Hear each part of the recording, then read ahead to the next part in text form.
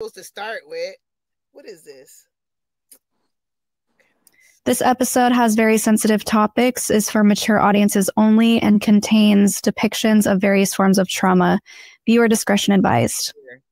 From the moment I was born, it's just everything was sexualized. Berg decided it would be a wonderful idea to spread this amazing information on sexually awakened children to the entire cult. So he had my mother write a book called the 𝗟𝗡𝗡𝗞𝗦 book, the story of 𝗟𝗡𝗡𝗞𝗦, and it detailed on what exactly they were doing sexually to 𝗟𝗡𝗡𝗞𝗦. And this book was printed and sent out to everyone in the cult, thousands of members already at that time. And that's how child abuse became rampant in the cult. And she was proud of it. She became known as like the leader who was the expert on children. And her name even became Sarah 𝗟𝗡𝗡𝗞𝗦. I remember thinking, I don't know how I'm going to do this when I'm older. Like, I remember trying to prepare myself for what I knew I was going to have to do as I got older. I knew that my time at some point was coming, but I don't think anything prepares you when you're 2 and 3 years old to be taken into a dark basement, just lights all over you. You can't see anything else. They put a little flower skirt on you and a lei, no top, no nothing, just a lei, and say, dance for the camera. He had taken the ring and wrapped tape around the band to make it thick enough so that it would fit on my 3-year-old finger. And he told me to wear it. And as I got older, slowly take the tape off. So as my fingers get bigger, the ring will fit me. But by the time I was 7, I was going to be expected to provide for him as a wife in every aspect sexually.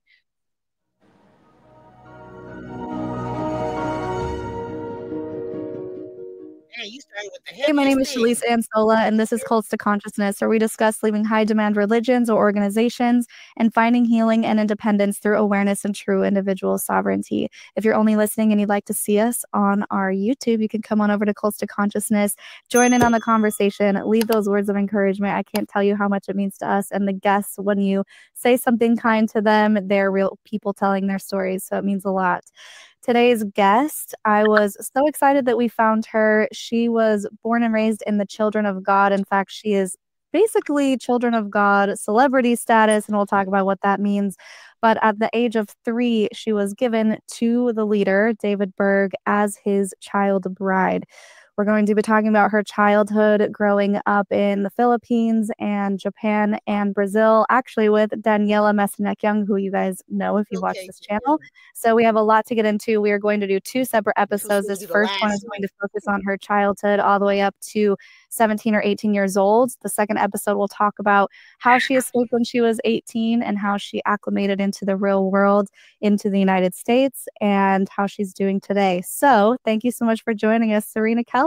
Thank you, Shalise, for having me. Very excited, very happy to be here. Thank you. Yes, there's so much to discuss. On the phone, you were talking about how you're one of the only people who is able to talk about the inner circle with David Berg, who was the leader. So I think there is just so much to uncover today. And for those who aren't familiar, I'm going to give my best rundown of Children of God, and you can tell me if I get everything right. So started in the early 60s, right? By David Berg? Late 60s, yeah. Close. Okay, late 60s, around the hippie movement, everything was free love, and he decided to flip purity culture on its head, and instead of saying nobody have sex, it was, well, God is love and love is sex, so everyone should be sexually liberated, including the children. And things did shift and change over the years, but those initial beginning years slowly boiled the frog, right? Things got worse and worse and worse. And so we're going to be talking about what it was like being involved in a cult like that, where children were expected to be sexually liberated and exposed to awful things. And of course, the abuse that went on there. So this is a content warning, guys. This is going to be a heavier episode talking about CSA. So just keep that in mind. Yeah, I just wanted to pop in there that this is, even though we've got the banner at the bottom, it's always better that we say it, that under section 107, the 1976 Fair Use Policy Act, we're showing this video for research purposes and information. So yeah, that's all I need to say. To hear, go for it, my man.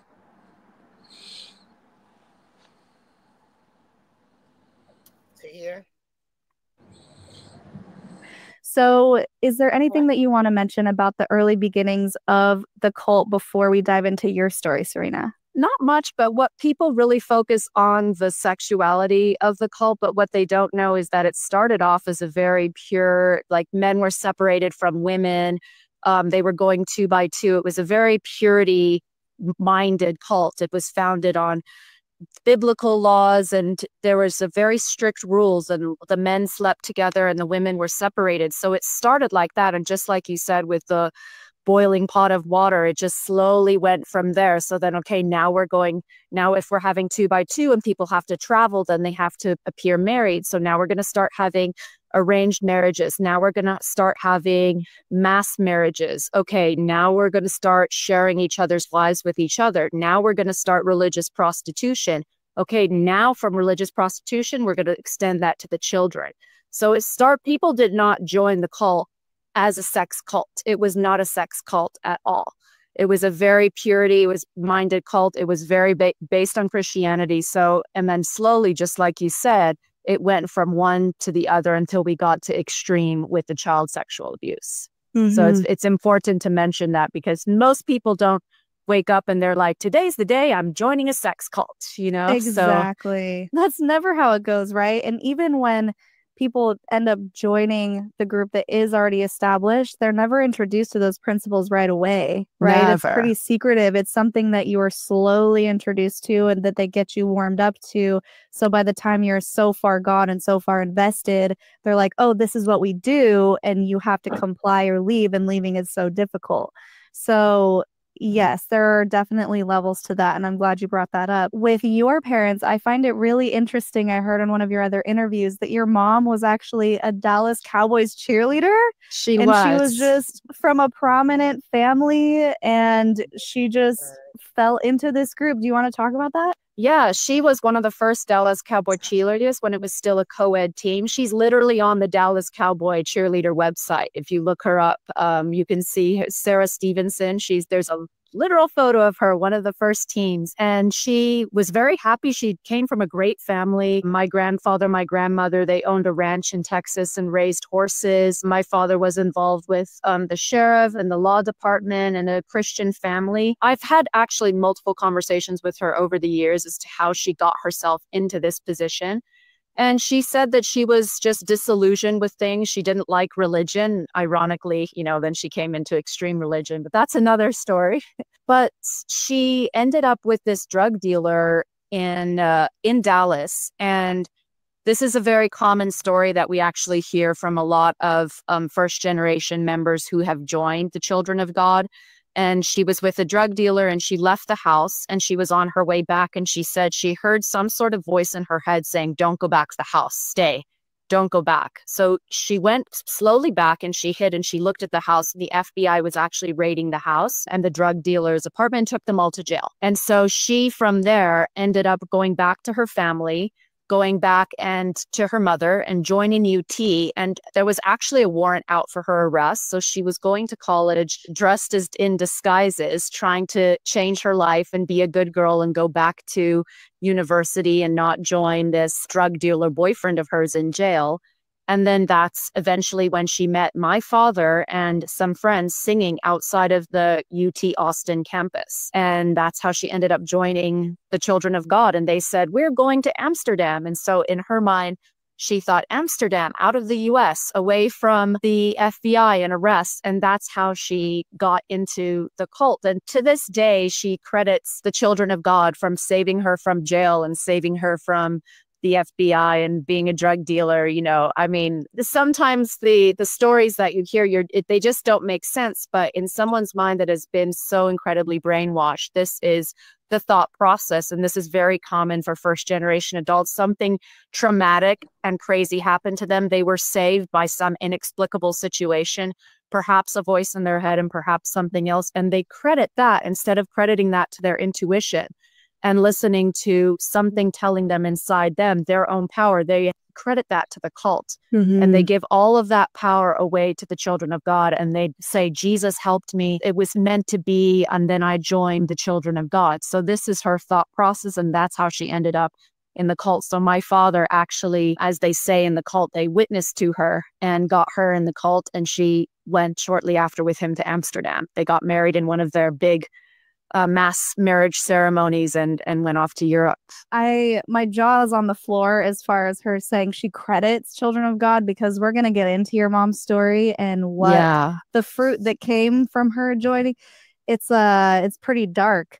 So let's get into your mom's story a little bit, because it also ties into your birth and the celebrity status that you were given before you were even born. Yeah. Your mother was around David Berg because he liked the way that she took care of children, and he invited her to take care of his children. Is that right? Yeah. She was taking care of children in various communes around Europe, and word got around that she was a great caretaker. She was always had a very bubbly personality, very animated, very cute. Word got around from leadership in Europe and got to Berg, and he decided to recruit her to come to his secret commune and raise Davidito. At the time, 𝗟𝗓𝗡 wasn't born, and raise his adopted son, Davidito. Okay. Where does the CSA come into play? Was that before you were born or after you were born, when everything started to shift? Absolutely.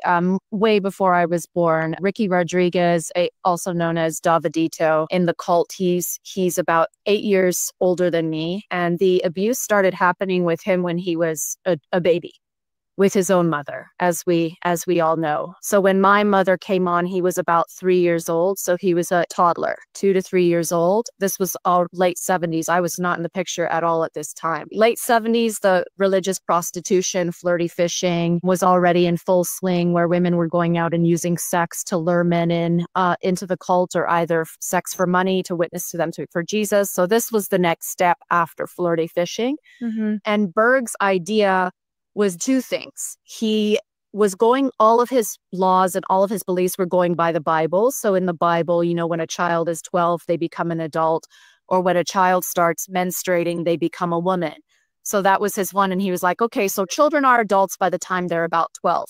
And the second thing was that Berg was also abused when he was a child. And he talked about it openly, not as something bad or terrible, but he said, oh, my nanny abused me all the time. And it felt good, and I liked it. So because I liked it, and because my nanny did it to me, children are able to be sexually awakened. They are able to experience pleasure. They're able to experience sex. So we should start doing that to our own children, because we're going to have a sexually awakened generation of children. So based on the Bible, with children being adults by the time they're 11 to 12, and then based on his own perverted experience with his own nanny, he started pushing these things on other people. And of course, when Berg gets an insane, crazy idea, typically through a drunken fueled party or some sort of dream or insane vision that he had, usually fueled by alcohol, because he was a raging alcoholic, then he would start experimenting with the children who were nearest to him, which were in his home, his compound.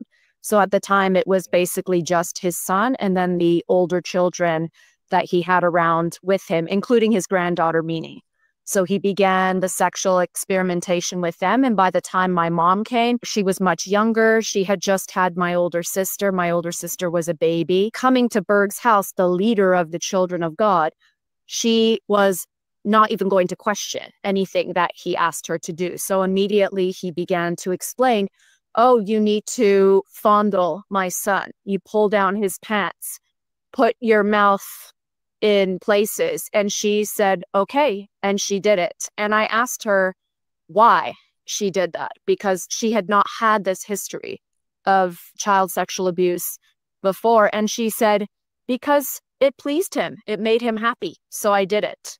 So she blindly followed whatever Berg was going to say. For your audience members, Berg was called grandpa in the cult by the children, and then dad by the adults, because he was like the father of the cult. And if he's the father of the cult, then, and we were the children, then therefore we were his grandchildren. When I asked my mother this very specifically in 2019, one of the last conversations we had about her life, the way she said it was just so jarring to me, because I could tell the brainwashing was there. And she said, because it made dad happy. And I said, dad, what did dad have to do with it? Thinking my father, dad. And she said, not your daddy, grandpa.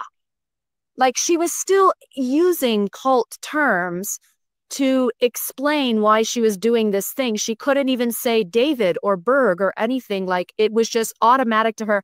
Oh, it made dad happy. And that's when I realized, like, there's just no reasoning with this woman. There's absolutely no logical, I'm not going to get the explanation or the answers that I need if this is going to be your first response to me. Mm-hmm. So yeah, this was exactly what happened. She began doing the child sexual abuse with him, with 𝗟𝗓𝗡𝗞𝗦, his mother, with Susan, his other nanny, who then Ricky later on committed the murder-suicide with, as one of his nannies who sexually abused him. Yeah. Wow, that's so heavy. And to make things even worse, and people are probably going, how could it possibly get worse? Can you talk to people about the manuscript that she wrote? We've mentioned it in previous episodes, so this is going to be a full circle moment for some people who are aware. Yeah, after a couple years of this abuse with Davidito and his nannies and his own mother, Berg decided it would be a wonderful idea to spread this amazing information on sexually awakened children to the entire cult. So he had my mother write a book called The Davidito Book, The Story of Davidito, and it detailed in explicit detail on what exactly they were doing sexually to Davidito and how everyone else should start doing that with their children. This book had exact quotes, pictures, literal pictures of child sexual abuse, and Berg's own writings on him telling my mother what to do sexually with his own adopted son and his mother and his other nanny. And this book was printed and sent out to everyone in the cult. Thousands of members already at that time. Now we're talking early 80s, around the time I was born when this book came out. And that's how child sexual abuse became rampant in the cult, because Berg actually pushed it on the rest of the members of the cult, because he was saying, look at Davidito and how much he's enjoying it. This is amazing. All the kids should start doing this. And he was 3 and 4 years old in these pictures. The book is still around. You can look it up online. My mother wrote it, and she was proud of it. She became known as like the leader who was the expert on children and how everyone else should raise children. And her name even became Sarah Davidito. That ended up being her name for a long time, until she became leaders of different areas in the cult later on in South America. But her name actually became Sarah Davidito. So it was specifically connected to raising Davidito and all of the abuse that she did, which was actually heralded as a new sexual awakening and a radical way to raise children, according to the Bible and according to how Berg was raised and according to, quote unquote, how Jesus wanted it to be done. Yikes. There's just so much to unpack there. Just to hear so much. Like you said, the mental gymnastics and the cognitive dissonance that she must have been under to really just throw her common sense out the window and adopt this disgusting practice and think that she's doing it because Jesus wants her to, or that's how Jesus wants it, and that's how.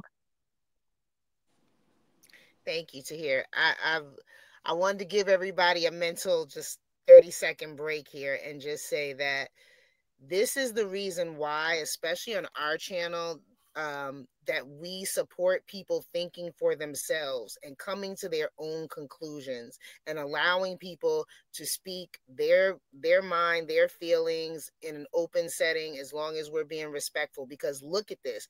She didn't even ask any questions. She didn't ask any questions. She just did it because it made him happy. We don't need people like that. We don't need minions. We don't need sheeple. We need people that are going to critically think. And just because you critically think doesn't mean you're always going to get it right. But at the end of the day, we need people that are going to think from themselves, because look how dangerous this is when you just blindly follow someone just because, as if for whatever reason they know or mean more than you do. Like, this is ridiculously disgusting. And the fact that they keep throwing Christianity in there, like, it irritates me, because nothing in this has anything to do with Christianity. And they always try to throw it in there as some sort of underlining control aspect to get people to fall in line with it. And it's just, no, it's not okay. 𝗗𝗢𝗡𝗞𝗦, you can press play. Oh, I'm sorry. Go ahead, Murph. No, I was just going to say to you, it's got nothing to do with anything. There are as many people in the police. The leader of the cult wants it, so I may as well just go with it. It blows my mind. I was just going to say, sorry to hear. I know there's a delay, my friend. So I was just going to say, there's as many people in Christianity, in the police force, in government, in any sect that you pick out that are going to be these bad apples, right? And we keep saying this over and over again. And you look at everything that happens across the world, and it's always a minority. They're always trying to put labels on people, as opposed to just calling people what they are, which is evil, right? And creating evil acts. And but instead, what they like to do is they go, oh, but this person is a Christian. This person is part of the police force. This person is part of whatever. Do you know what I mean? And they're trying to label people, as opposed to just saying this person has done something really bad and needs to be punished for it. It shouldn't matter who they work for, what religion they are, what color they are, what creed they are, where they come from. It does not matter. It doesn't matter. It's about the person that's done it, or the people that have done it. It's about them, not about where they come from, what they've learned, how they've been brought up, and stuff like that. It can be about how they've been brought up if it's learned behavior, but stop labeling people with these things, because being part of a religion doesn't label you. You are a person. You are responsible for your own actions, regardless of what religion you are, who you work for, or where you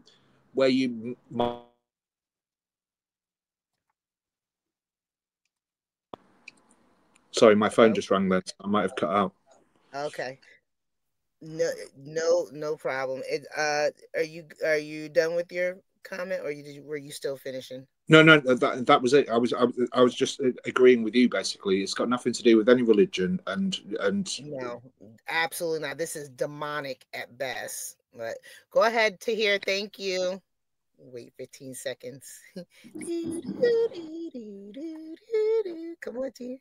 And that she didn't have that instinct of, hold on, this isn't right.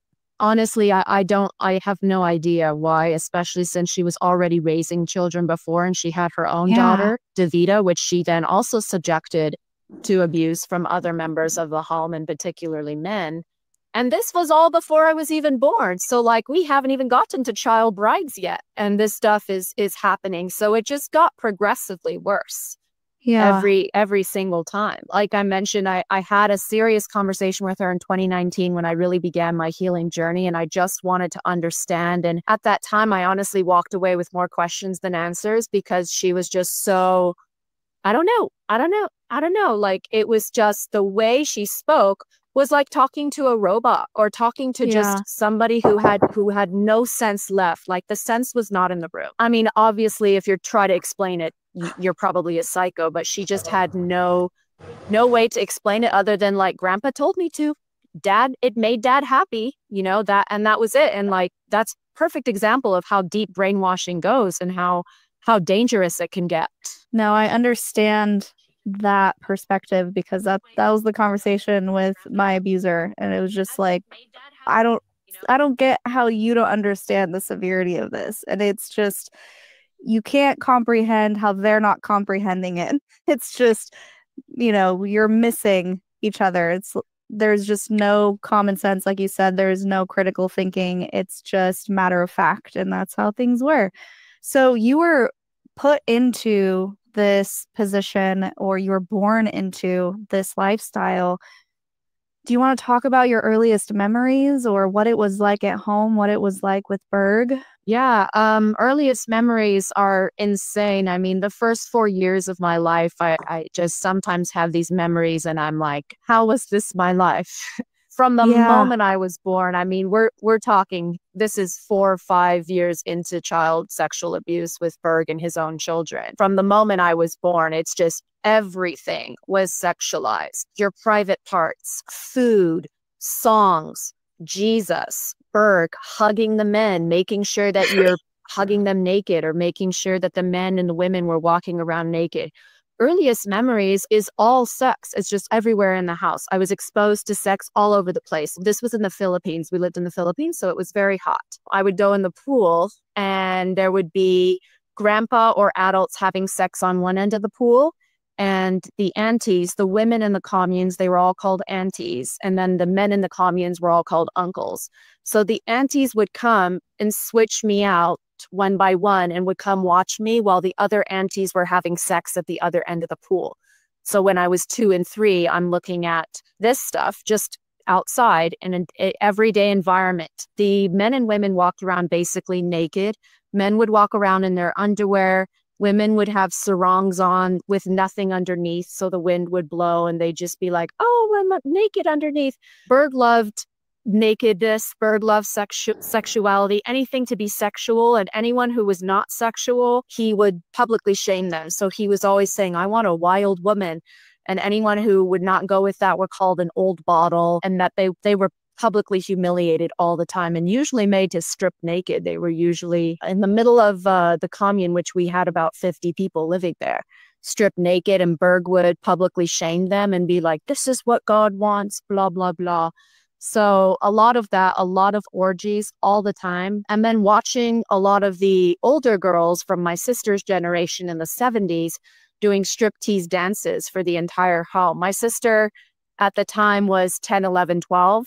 So she was doing striptease dances where they would come in little tops and little skirts in front of the entire home, and they would slowly dance and take their clothes off, and all the men would be like, woohoo, wow, amazing. And I was 2 and 3 years old seeing this stuff, and I'm, as a child, extremely painfully shy. I did not speak to anyone, and of course, for good reason. I was terribly abused and traumatized from the beginning of my life. I remember thinking, like, I don't know how I'm going to do this when I'm older. Like, I remember trying to prepare myself for what I knew I was going to have to do as I got older. But I knew that I was a kid and I could get away with not having to dance in front of the home yet because I was 3 and 4 years old. But I remember thinking, I don't know how I'm going to do this. I don't know how this is going to happen. We get into, from there, child pornography. It was already happening before I was born, but it became pretty common in Berg's house for, instead of stripping in front of public audiences, women were starting to make videos for Berg so he could have a collection of videos in his separate commune house that he lived in on our property. And he could just watch them at any time in his bed of all these women stripping for him and being like, I love you, Dad. I love you, Grandpa. This sexy dance is for you. It started with the women. Then it came with the teenagers. And I say that lightly because we're talking 12, 13, 14 years old. And then it became the children. And so then that's what started happening to me, is when they started putting me in the child pornography videos as well, starting at 2 and 3 years old. Berg absolutely loved Hawaiian dances. He thought they were so amazing and so exotic. And he loved the leis, the flower necklaces that women would put on. So he would have a lot of us, and he would specially request videos that he wanted. I want a Hawaiian dancer to strip for me. I want a girl dressed in a hula outfit. I want a girl dressed in a ballet outfit. We had ballet outfits. We had hula outfits. We had hippie outfits. Whatever outfit he just thought up in his mind, the adults would create a video for him and deliver it to him. One of the earlier memories that I have of being in these videos is shoved into a basement. We had a basement, and I would often watch from the top of the stairs the women stripping and kind of peek, because I knew that my time at some point was coming, and I was trying to prepare myself. But I don't think anything prepares you when you're 2 and 3 years old to be taken into a dark basement, just lights all over you. You can't see anything else. They put a little flower skirt on you and a lei, no top, no nothing, just a lei, and say, dance for the camera. smile, okay, and then start taking your clothes off. Oh my And gosh. I just froze. I could not move. I had no idea what to do. And I would look at the other girls around who had been doing this for a while now. So it's been programmed into their minds, and it's kind of become normal or routine, unfortunately, at this point. Definitely not normal, but it's become a routine. They don't know any better. And I would try to copy along, and I just couldn't. They tried to get it multiple times, and most of the time I would just freeze and not do anything. And then I'd be punished. They'd take me away and they'd give me a spanking. They'd beat me and put me in a room alone, like, you ruined the video. Like, God is very unhappy with you. Jesus does not like it when you're an old bottle. You need to be a free wild woman. I'm 2 and 3. And most of the time I would get out of it by freezing up, by crying or getting a spanking. And they're like, you're not going to have any dinner. Are you ready to come out and dance for Jesus? So a couple times I'd be like, yeah, I'll do it because I'm hungry and I want my dinner. That's how it started with me with the child pornography. I mean, Berg's house, it just got worse and worse and worse with all of the sexuality. Anything he wanted, he got. There was nothing off the table for him in his house because his word was law. Wow. That is so much to be around. I'm so sorry you had to go through that. I imagine that you just must have constantly been in fight or flight.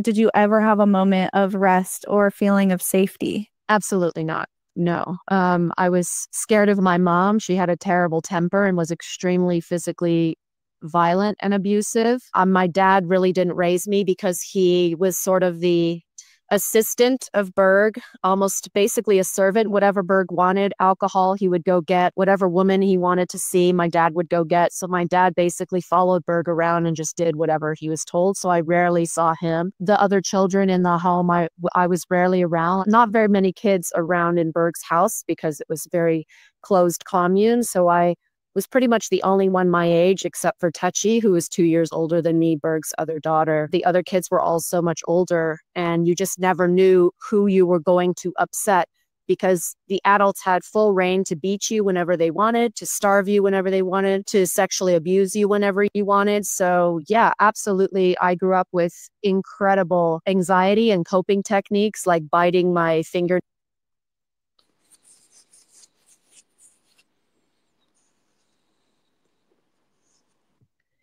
Thank you, because I cannot. You're on mute, Mike. You know, I think to hear jump back in or something, but you got something to say? No, go ahead. You go ahead.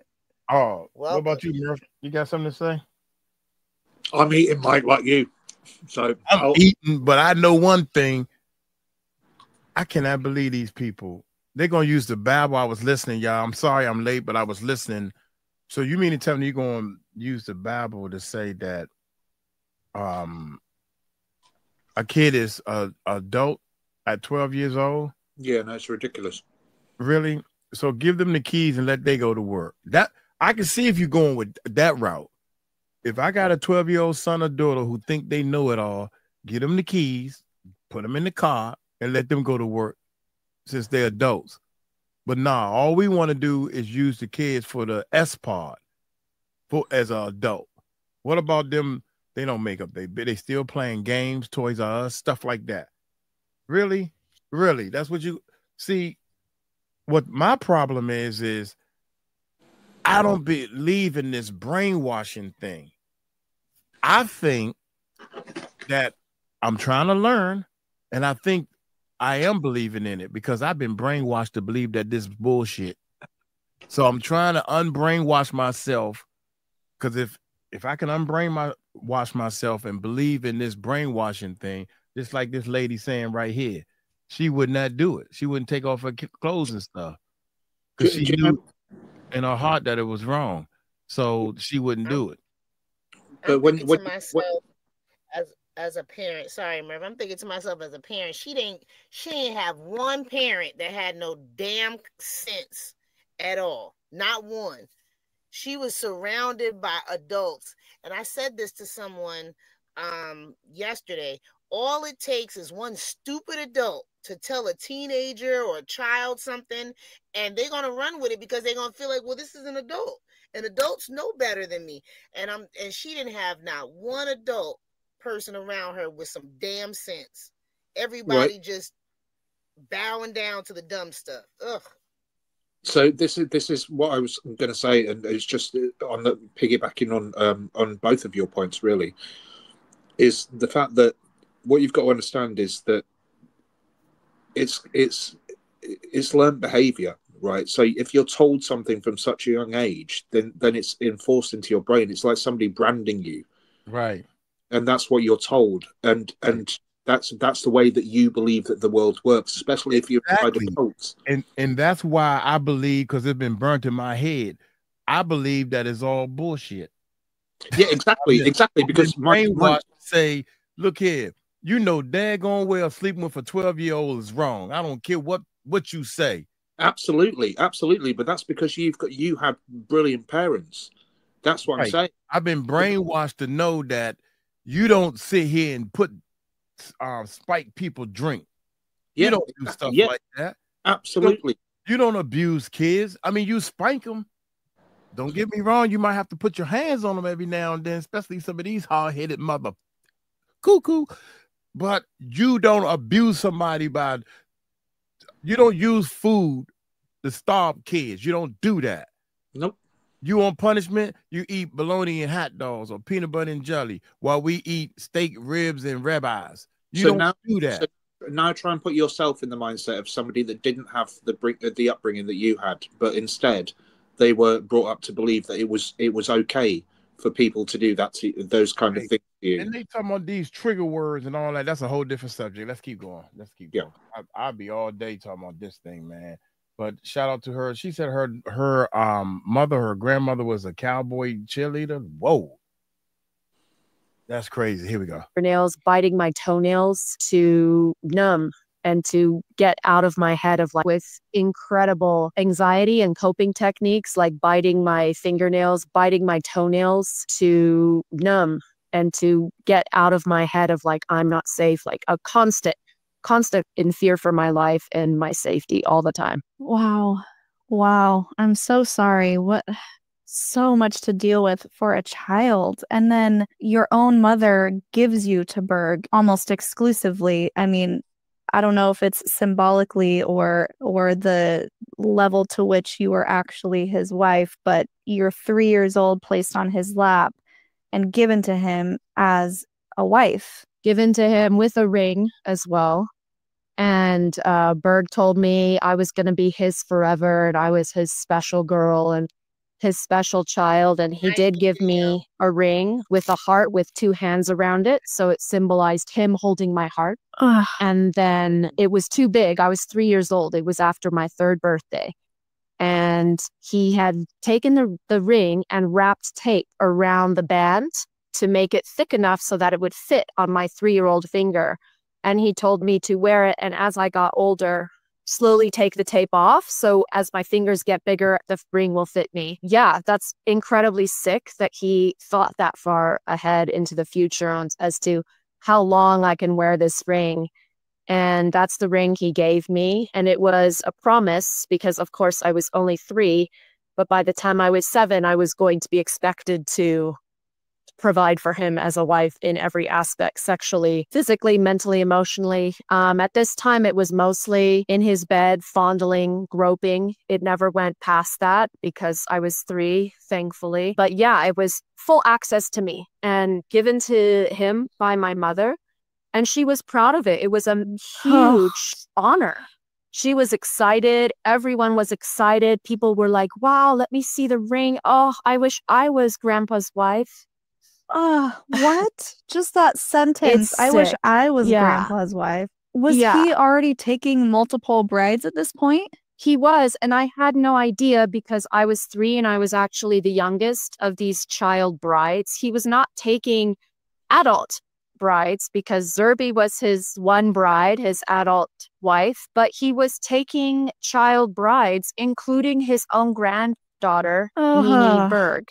And I had no idea that this had happened. I thought I was the only one up until like 2012 or 2013, when actually Meanie, before she passed away, we got in contact and she had actually checked on me to ask if I was okay. And we talked a bit. And then I found out she had a ring. And then I found out from some other women, they also received this ring. And it ended up being like 6 women. We're women now, 6 children from the ages of 3, me the youngest, up until 12, 14 years old, had all received this ring. And the older girls were forced to sexually perform with Berg as a wife would. And this is what happened in his house. It was a great honor, and all the adult women were so happy for us and thought it was just such an amazing experience. And yeah, just absolutely sick, just sickening the way that he thought about doing this. And then also the way he thought about how we could continue to be his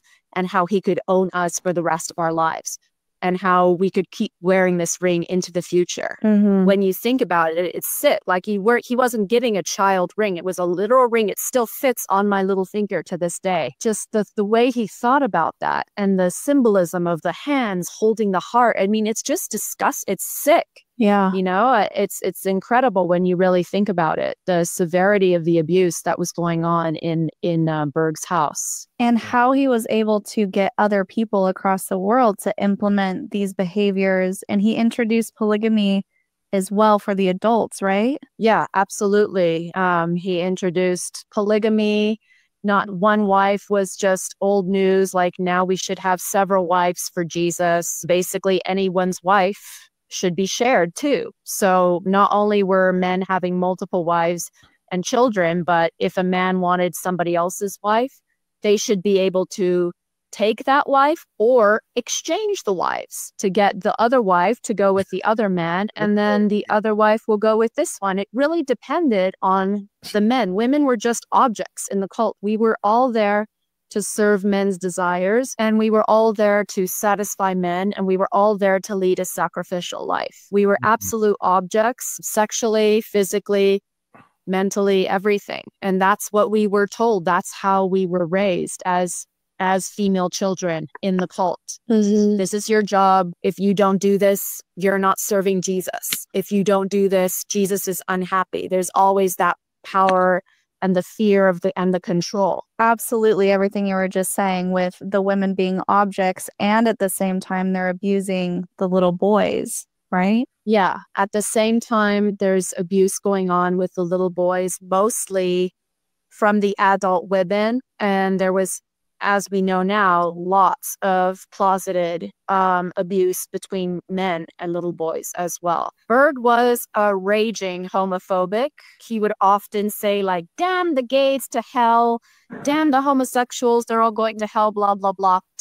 Whatever. I mean, he says one thing and does the other, but the little boys were also extremely abused, and we have absolute records of it from the book that my mom wrote, mm-hmm, with the Davidito book, where we can see the women abusing Daviditos. And this went on in all the homes. I remember getting older and talking to some of the teenage boys who were 15, 16, 17, and they would laugh about their experiences with an adult woman who was 35 or 40, talking about having sex with her and not knowing what to do because they were about to orgasm and they didn't know what was happening. And the women were like, don't worry, it's fine, it's normal. And teaching these little boys, 12, 13 years old, how to have sex with adult women. Jeez. So it went both ways. Absolutely. So it's important. I'm glad you raised that point, because we often focus so much on the abuse from the females, which, yes, we had it so much worse and it was incredibly severe. But the boys were abused as well. And especially the little boys who were sexually abused by the adult men, which we rarely talk about, but it did happen. And we often, in society as well, we kind of brush away the experiences, the sexual abuse experiences that men had. Like, you're a guy, like, it's fine, you probably enjoyed it. And that was absolutely the attitude that we had in the cult, because the boys would kind of laugh it off and like, oh yeah, I mean, you know, I was having sex at 12 with 40-year-old women. And they were like, well, I enjoyed it. It was fine with me. But, you know, the truth is that's not normal. And the truth is that that affects you as you grow up. And it's important to acknowledge that as well, from the abuse that happened with the male population and the little boys cult as well. Yeah. I know one thing, she's speaking truth, because even as now that I'm older, 58, y'all, I'm 58. But if I was like, I don't know, 18, 19, 20 or something, and you tell the same story to somebody, oh, you was knocking down adults at 12 and 13 years old, shoot, right on, high five. You know, for some reason, that's what they feel. But think about it. And they try to live up to, yeah, so I'm the man. And little do they know that they're afraid. They like, well, that's supposed to be good, but nah. When I was going through it, I was scared. I didn't know what to do with that grown lady. She made me do it. Yep. You call it aura. We've done a couple interviews with Philip Seibel. I don't know if it's going to come out, the second one, before or after this one comes out, but if anyone's interested in the male perspective, you can go and watch that interview after this one. Did you have any sort of resentment or awareness of this book that your mother had written? Did you connect the dots, like you're the reason that this is happening? Did you have awareness of that as a child? Not at all as a child. The awareness started with that way later on when I was 15. There was a lot of stuff going on in the news. Ricky Rodriguez was kind of speaking out against his mom. I don't think he had quite left the cult yet, but he was becoming like a bad apple, you know, and he was wanting to leave, and he was becoming a bit more vocal about his experiences in the cult. Mm-hmm. It clicked to me because what happened was there were several, as they called in the cult, purges, where they started burning or getting rid of all the evidence of flirty fishing, any type of sexual dream that Berg had. There were a lot where he was fantasizing about having sex with his granddaughters and his daughters. Oh, and they wrote that and put that out there? Oh, yeah. Yeah. There were dreams and illustrations of him in bed with Mama Maria, 𝗟𝗓𝗡𝗞𝗦, his wife, Meanie, his granddaughter, and then his daughter, Faithy. Oh my gosh. And he was like his dream trio of women that he would love to have sex with. And he would talk about the amazing dreams that he had having sex with his members of his own family. There was that. And then, of course, the 𝗗𝗓𝗡𝗞𝗦 book. So what started happening was in these purges, they started burning a lot of that material. But for some reason, and I have no idea why, they kept the 𝗗𝗓𝗡𝗞𝗦 book around. So all they were doing was putting faces, fake cartoon faces, over some of the adults. It was already on my mom because she was what was known in the cult as say law. Like you couldn't, she was secret. She was one of the top leaders of the cult for decades. You were not allowed to see their real faces, just like Berg and 𝗟𝗓𝗡𝗞𝗦. But what they started doing was just putting cartoon pictures over, like when 𝗗𝗓𝗡𝗞𝗦 had his pants down, they just put a little cartoon over it. Or they'd white out paragraphs in the book where they were talking about the explicit child abuse. And then they still left the book out for publication. And the fucked up thing is that my mom would give me a stack of 𝗗𝗓𝗡𝗞𝗦 books and have me go through it and white out the parts of the explicit child abuse that she had written, and that the pictures were like right there for my eyes to see of my mother abusing children, and have me draw the little cartoon pictures over them and white it out and then send that in for publication. So they reprinted the 𝗗𝗓𝗡𝗞𝗦 book with a bunch of stuff redacted and white it out and with pictures over it. And she had me do those edits. And I was 15. So I was already questioning a lot of stuff. And that's when it started clicking that this is not normal.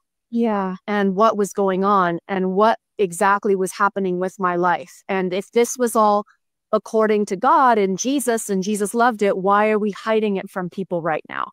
Why am I changing all of this stuff? So that's really when it started clicking. I had questioned a lot of things, which I'm sure we'll go into with my childhood and just seeing the juxtaposition of my life. Facts. If all this is normal and all this is good, why we gotta hide?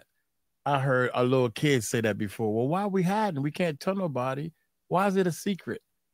As the child of a top leader in the cult versus everybody else. Yeah. But having to cover up for my mom's own transgressions and abuse brought it to a whole other level when I started realizing like, okay, this might not be actually what Jesus is talking about. This might not be the stuff that is good and that we should be listening to. And that's really when I started realizing my life was quite a bit different than the rest of the population of the cult. And perhaps what I was raised to believe and what I was raised to see as Jesus's love was actually, it's possible that it might all be wrong.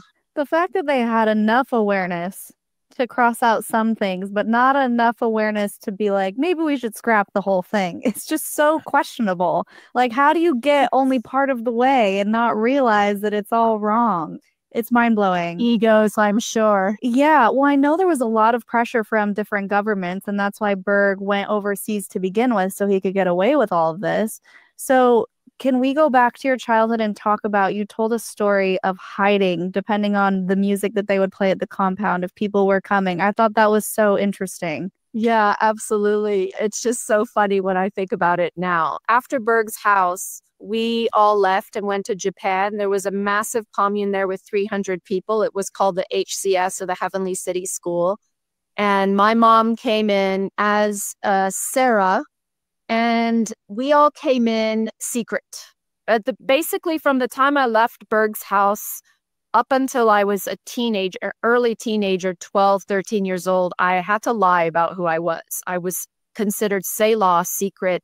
Nobody was allowed to know I was Mary Dear, which was my cult name and which they had put in all of the cult publications and the books. And the Life with Grandpa series, which was written about me, Davidito, Techi, and my older sister, Davida. When we got to Japan, it was a massive compound. There were already leaders there, so people did not really know who this new family was. They just knew I was a child of a leader in the commune and in the cult. We actually lived in separate areas at times than the rest of the cult. Me and my sister slept in our own room, and we had our own caretakers. A lot of the other children were separated by age groups. For example, the 9 and 10-year-olds were taken care of by a couple females in the cult, a few aunties, and they all slept in a room together, and so on and so forth, all the way up until teenagers. And then at dinner time, you would see your parents. We would all be in our groups, and then we would see our parents, and we would eat with them, and we would be with them. And we lived a very strange but very segregated life based on our age groups. And the thing is, with me and a couple other children who were living in this commune, who were children of the leaders of the commune, we were given special privileges. We could see our parents at various hours. Sometimes they would be like, oh, your mommy's available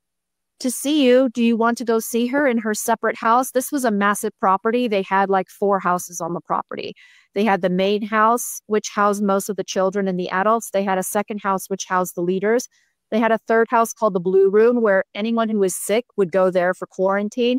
And then they had a fourth house, which was kind of like for the new members of the cult, where they would slowly expose them more and more to all the insane practices, so they wouldn't just come into a cult and be like, what's going on? So that's how the property was organized. So we would always go to this White House where all the leaders lived, and we would spend time with our parents. At times, because the cult was so big and was getting a lot of press at the time, and this commune housed 300 people in Japan, there were a lot of authorities coming in looking like, what are all these foreign children doing here?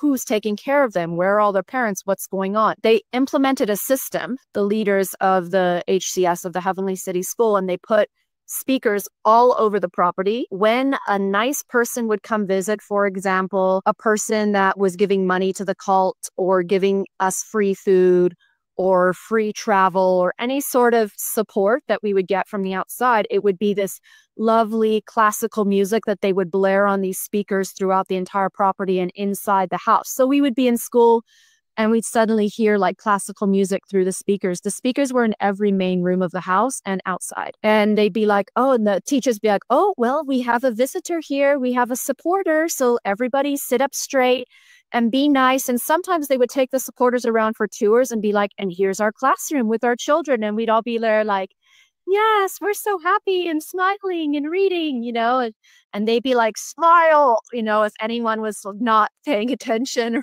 was being the bad apple or rotten. And we'd have to like oh, konnichiwa, okay, hello.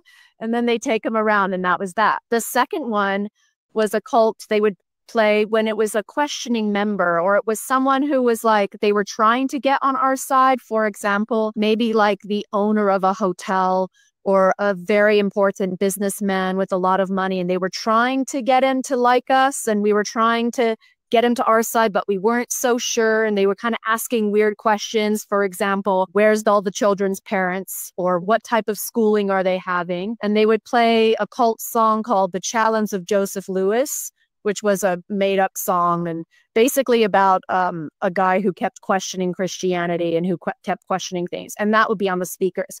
And they'd be like, okay, be on the lookout. Like, we don't want this guy coming around. We might have like a goat, they call them. Like, sheep were the nice people and goats were like the questioning ones who would push back on the insane religious stuff. So like, we've got a goat around, so everyone be careful. And this is when the security started heightening for the children of the members, and the teachers would get all like, oh, and start looking around and being like, Serena, stay there, sit there. And they'd start separating us, like who were the children of the leaders of the cult or the leaders of the home versus who were the normal children of the teachers and the cooks and the witnessers and the other people. And so we would already be like, okay, and I'd be on the edge, like, are we going? Are we not? You know, because then it would escalate into the third level where they would have what the cult termed Roman soldiers. So basically, this is when the authorities would come to the house. Any sort of lawyer, a cop, child protective services coming in being like, we need to see the children and we need to make sure they're not being abused. We need to make sure these children are having education. We need to make sure these children are okay. And what they would play is this African drumbeat music, because Berg was also incredibly racist, and he would associate evilness with darkness or African drums and things like that. And so they would play that. And immediately, if that happened, if these drum sounds started coming around on speakers, the teachers or random people from the cult would run into our classrooms, grab me just from whatever I was doing, and carry me down into this basement where we had triple door security. And they would open one door, bring us all in, close the door, open another door, bring us in, to finally in this very back hidden room behind multiple doors and walls, where we would have to sit there and wait until the authorities would leave. And normally this would when we would gather everyone. So suddenly I'd see my mom, like her waiting there, and we'd all see our parents like, hi, Mom, because we probably hadn't seen them for days at this point, because we never saw our parents every single day. The leaders were separated all the time. And then we just wait until this drum music would keep going, and then it would die down, and we'd have to wait in this hidden room until the authorities would leave. And usually the authorities would come in and look at the kids, and they'd either pay them off or offer sexual services to them in exchange for their silence, or witness to them. And then they would leave, and then they would come and be like, okay, all clear. Praise the Lord. Everything's great. Let's go now. And so we'd emerge from these insane basements that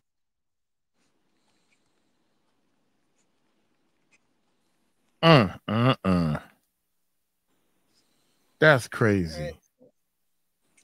This right. See, I have seen this happen. See, it wasn't with S, but you give somebody some hush money. You give them enough hush monies, they won't say nothing. We was doing a show, and they was going to shut down the whole show for this guy, inspector. He's the inspector. Inspector stage. The stage is messed up. It's weak. No. Inspection, no, you cancel this show. Show keep going, y'all. While he counting his money. Y'all can keep going with the show. Yeah, I've seen that happen. So if you get a S favor, y'all know. I don't know. Inside these cults, Mike, though, it's just like a glorified pimp, really. Right. So that's exactly what it is. You're handing these people, male or female, you're handing them around to everybody else and profiting from it yourself. If I'm a guy, I'm an inspector. I'm married. Me and my wife got 8 years. I'm tired of the same thing. She getting on my nerves. And I'm looking at, that's you driving down the street. You're like, God dang, ooh-wee, look at that girl. But I'm married. It's okay to look. That's what you tell yourself. It's okay to look. So now you got an opportunity to not only look, but you can taste because I always wanted me a little young chickadee. I always wanted a little chickadee. Yeah, exactly. Yeah. And all I got to do is don't say nothing about this place and I get me a chickadee. Let me get this little chickadee. Yeah. So I'm gonna get this chickadee. Go ahead, y'all. Have a nice day. I'm gonna keep my mouth shut because I got me a chickadee. To them, and then they would leave, and then they would come and be like, okay, all clear, praise the Lord. Everything's great. Let's go now. And so we'd emerge from these insane basements that were hidden. They created these basements under the ground behind secret doors and everything where we would go to hide. Then that could happen at any moment of any day. I had no idea when I would just be whisked. It was at night too, because the authorities will come at any time. And yeah, they just take you in the basement and hide.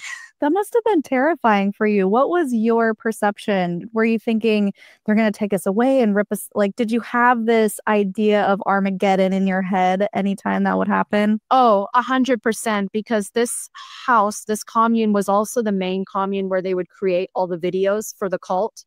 So they constantly had people dressed up as soldiers imitating or reenacting what was going to happen in the future of soldiers coming and ripping us out of our beds and taking us away from our parents, or us having to run through the jungle, and the Antichrist soldiers are going to be shooting at us.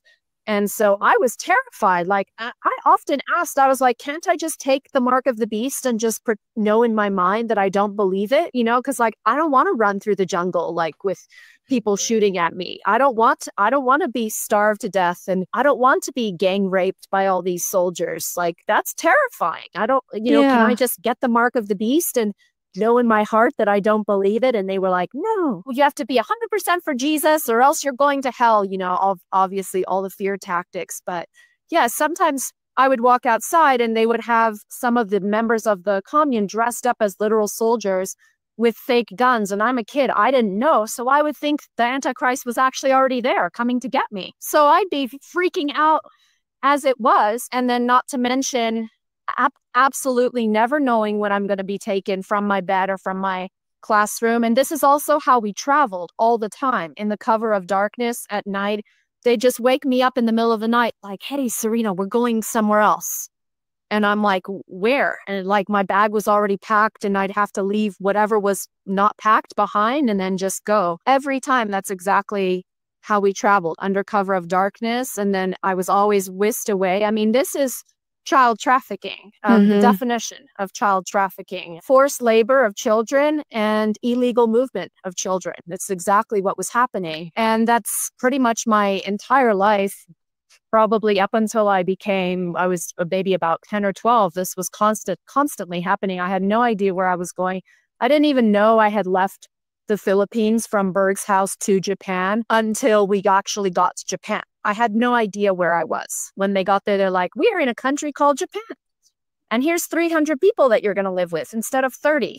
And same thing with Brazil as we moved around as well. Absolutely no idea where I was half the time. And it took me a long time to actually acclimate and get used to my surroundings. So that's also why I developed extreme anxiety for any sort of major change or any sort of environment change that is sudden for me. To this day, there's still things that I deal with because of being moved around like that as a child. Yeah. And having such instability all the time. Oh, I'm sure. That must have been extremely unsettling. Just like we were talking about earlier, constant fight or flight mode, trying to survive. Not knowing where's up and down and who you can trust and who you can't. Was it a really hard transition to go from Japan to Brazil? I imagine the culture would have been completely different for you. The culture was absolutely night and day difference. But to be quite honest, because I was so shy and I was so terrified from my life in Japan, and it was just such a shock from me going from living with the same 5 children for the first 5 years of my life to now 300 people where I didn't know anyone. And still, mind you, having to perform in public. But now I'm not performing for 30 people. I'm performing for 300 people, and never knowing where I was, never knowing who was taking care of me, never knowing when I'm going in a basement, being in a cold climate from the Philippines. I hated it. And when I heard I was leaving, I didn't care where I was going. I just wanted out. I remember being so happy because we were actually performing and practicing for a new dance that we were going to give the home. It was going to be a ballerina dance in a circus, and then we were going to be like circus animals, and then we're going to be ballerinas and start stripping, like the usual child abuse bullshit. And I remember practicing, and I remember thinking, I'm not even going to be here for this. I'm going to leave. I'm going to go in the middle of the night. At any moment now, they're going to take me away. And they did. And and I was really happy about it. I hated Japan. I hated the kids that I was with. I hated having to hide who I was. I hated having to perform in front of 300 people. So I was actually really happy to leave. And when we got to Brazil, again, a whole culture shock, having to get used to new people, but immediately I was like, it's better. The home that I was with, the commune had 100 people. So I was like, okay, it's better for me. We were totally separated from my mom very early on. And that's kind of the last time she was ever even close to us, like as in the same compound. From that moment on, she was either in different cities or in completely different communes. Mm-hmm. But I remember actually being totally fine with it. I had just, at that point, 6 years old, I had already accepted like this was going to be my life. So as long as I could be in a place that was smaller, 100 people or less, I was happy with. Wow. So you were 6. All of that happened, Philippines, Japan, and then into Brazil before you were even 6. Yeah. That is so much instability for a child. It's the one thing they need is stability and constant and a sense of safety. So you go to Brazil. I know you had mentioned because you were celebrity status or child of a leader, you were isolated even further. Was that still the case in Brazil? Yeah, it started off isolated with my mother. And very shortly after we arrived in Rio in Brazil, she received the top leadership role, basically being a top leader or a crow, as they called it, for the entire continent of South America, which meant she was going to be traveling all the time. I was raised by Jeremy Spencer, the ex-guitarist of Fleetwood Mac, and his partner at the time, Dora, and they became my parents. Dora had already been raising me all the way from the beginning in the Philippines, and they definitely took over in Japan when my mom was separated and put in a different house. And from Brazil on, they basically became my parents. My mom did not raise me at all after that. We were separated and given a massive talk before my mom left for her amazing new leadership role. You know, praise Jesus. She was so excited about it. More stars on her crown and all of that. But they were like, you can't tell anyone you're married, dear. You can't say you've been in Grandpa's house. You can't tell anyone that you're the one that is in all of the books. You can't tell anyone you were in Japan. You can't tell anyone anything. You're just Serena. You came from Japan, but you don't know anything else. You're just a normal girl. And I'm just like, okay. But at that time, I had already been lying about my life when I was 5 in Japan anyway, and 6. So it was kind of like, okay, it was just part of my life at this point. Mm-hmm. So when I got there, separated, and then we were living in the Hilltop. Sorry, there was HCS and Hilltop. The Hilltop was the one in Rio, and we lived in the same room with Jeremy Spencer and Dora and me and my sisters. So we were fully separated from the rest of the kids for a long time until way later on. Finally, I was able to join the rest of the children. There was extreme separation, not just with the cult and the outside world, but there was a whole other level of separation with children of top leadership as well. Yeah. And very alienated, which of course led to bullying in the cult because people were like, well, why are you getting special privileges? Because I truly did. Yeah. I would be able to leave the cult compound with my sisters for the weekend to go visit my mom whenever she happened to be back in town, which was maybe once a year and once every other year. We would often be able to go with walks with Jeremy, Spencer, and Dora outside of the compound and buy picolés, ice creams, little ice cream on the stick, which never happened in the cult. Other people were allowed to take care of us, but they went through a vetting process because they had to make sure if these people who took care of us found out that I was married here and that I knew Grandpa and I was the kid from the books, they would have to keep silent. They would have to keep the secret. So they vetted people who would be able to have access to me, and including the other children. So it was an absolute mindfuck when you're 6 and 7 years old, not knowing where you are, trying to make friends, but having to lie to every single person that you know in order to live. Because if I didn't, I would get punished. I would get beaten. I would have to have a silence restriction sign around me, or I would be starved and miss my meals. So it was absolutely control by fear. I would imagine that having to lie so much, especially as a child, you would just create an alternate reality and just dissociate. Did you find yourself, I don't know, making up who you were so that you could tell your friends all of these elaborate backstories? That's something I feel like I would probably do that if I was in your situation. I 100% did that. I just created a persona for Serena. So I was called Serena my whole life, which made it even harder because like that's who I identified with. But I just had to be like, okay, Serena does not know Grandpa. Serena is not married here. So married here is this other person who lived in Grandpa's house. And I would absolutely create stories in my mind and little adventures and things that I would tell stories to myself about myself to make my reality somehow coherent to what I was living with at the time. I mean, I got so good at it. There's a memory I've told before when I was 8 years old. In a class, every morning we would read Life with Grandpa series. It was written for children to be able to read for our word time, which was reading cult publications for 1 or 2 hours.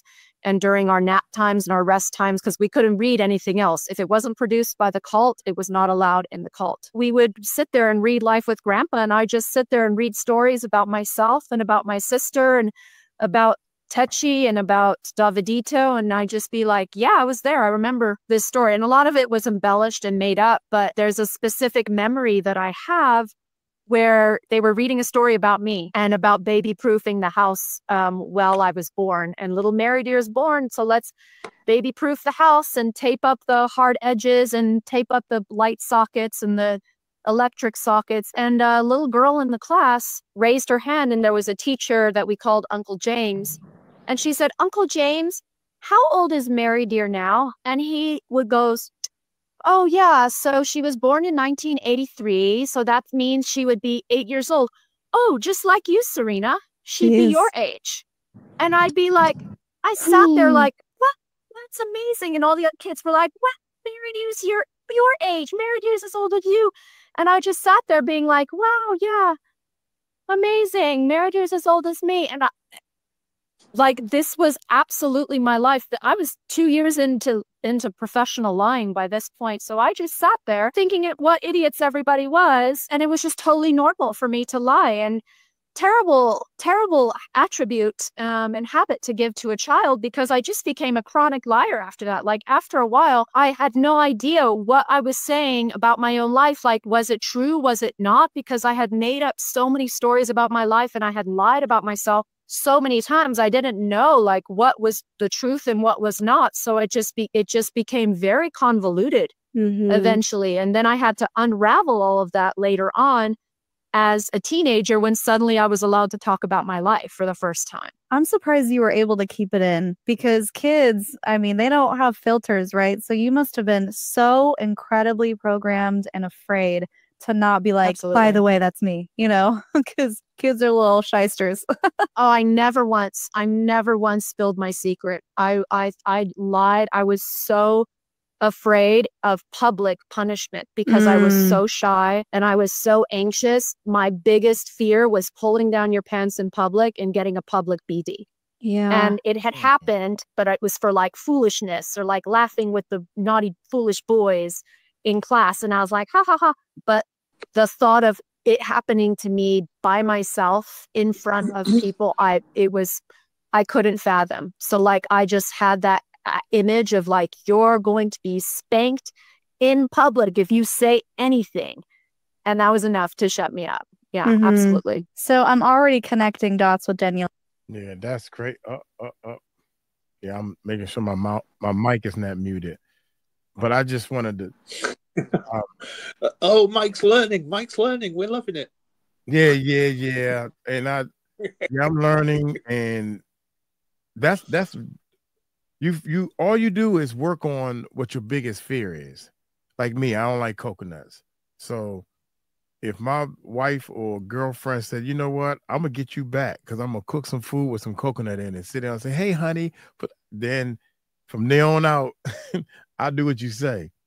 You know, so you find the person weakness and you jump on that. I mean, that's it. That's in military. That's in war. That's in even when you boxing, even basketball, man. You find somebody weakness, and that's what you pick on. You know, like my weakness is beautiful women because she is so beautiful. I wanted to stop it on her for one. She's pretty. She's very pretty. You know, but anyway, both of them pretty. Mike. Focus.